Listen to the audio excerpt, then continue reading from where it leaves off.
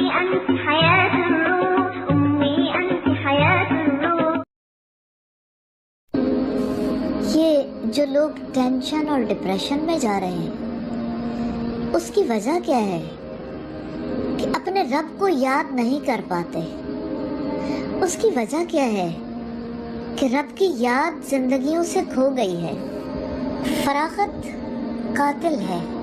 اور اب دیکھیے کہ فارغ انسان پر شیطان قبضہ کر لیتا ہے. جیسا کہ فرمایا نبی صلی اللہ علیہ وسلم نے کہ ابن آدم کا دل جب ذکر سے خالی ہوتا ہے تو شیطان اس پر دھرنا دے کر بیٹھ جاتا ہے. جب وہ اللہ کو یاد کرتا ہے تو دبک کر بھاگ جاتا ہے. خالی دل ہو یا زندگی خالی ہو، خالی پن تو کسی کو اچھا نہیں لگتا، لیکن اس خالی پن کا نقصان کتنا بڑا ہے یہ امیجن کرنا کتنا ضروری ہے.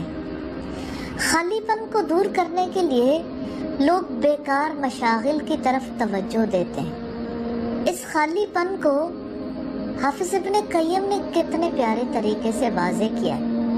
وہ الوابل السیب میں لکھتے ہیں کہ جیسے انسان کے پیٹ کو فاقہ لاحق ہوتا ہے، یعنی معدہ خالی ہو جاتا ہے، انسان کو بھوک لگ جاتی ہے نا، ایسے ہی ہر انسان کو ایک ایسا فاقہ لاحق ہو جاتا ہے جس کو اللہ کی یاد کے سوا کوئی چیز پر نہیں کر سکتی.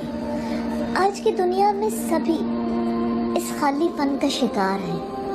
یہ جو لوگ ٹینشن اور ڈپریشن میں جا رہے ہیں، اس کی وجہ کیا ہے کہ اپنے رب کو یاد نہیں کر پاتے. اس کی وجہ کیا ہے کہ رب کی یاد زندگیوں سے کھو گئی ہے. تو اپنے رب کی یاد سے اپنی زندگیوں کو پر رونق بنانا ہے. اس سال کو اللہ تعالیٰ کی یاد کا سال بنا لیں، اور اس سال کے ہر لمحے کو ذکر الہی کا لمحہ بنا لیں. یہ ذکر کبھی نماز کی صورت، کبھی تلاوت کی صورت، کبھی براہ راست تسبیح، تحمید، تکبیر، تحلیل کی صورت، اور کبھی دعوت کی صورت، کبھی تعلیم کی صورت. یعنی ہر ایک طریقہ اللہ تعالیٰ کی یاد کا طریقہ بن جائے. اللہ تعالیٰ ہم سب کو توفیق عطا فرمائے.